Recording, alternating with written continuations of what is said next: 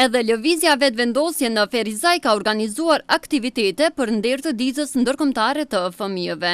Sot aktivistët e vetëvendosjes kanë ekspozuar disa piktura me qëllim që të paraqesin një ambient të pastër për fëmijët tanë. Emro Gjemajli, kryetari i lëvizjes vetëvendosje në Ferizaj, tha se duhet të krijojnë fëmijëve tanë një të ardhme më të mirë dhe më të sigurt.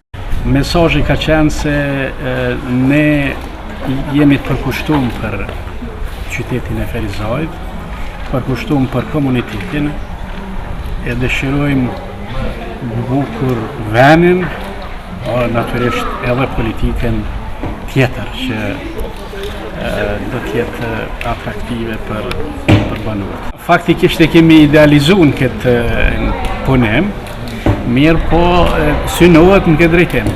Shkojmë ta zbukurojmë ashtu siç e dëshirojnë fëmijët. Ndryshe, deputeti lëvizjes vetëvendosje Faton Topalli përmes një postimi në rrjetet sociale ka kritikuar fjalimin e kryeparlamentarit njëherësh kryetari i PD-s Kadri Veselit lidhur me të drejtat e fëmijëve. Sipas Topallit, veçqeveria në të cilën është e përfshirë edhe PD-ja është shkelësja më e madhe e të drejtave të fëmijëve. Ai thotë se është ironike të flasësh për të drejtat e tyre, kur fëmijët në Kosovë fitojnë bukën duke shitur cigare dhe institucionet e lejojnë një gjë të tillë.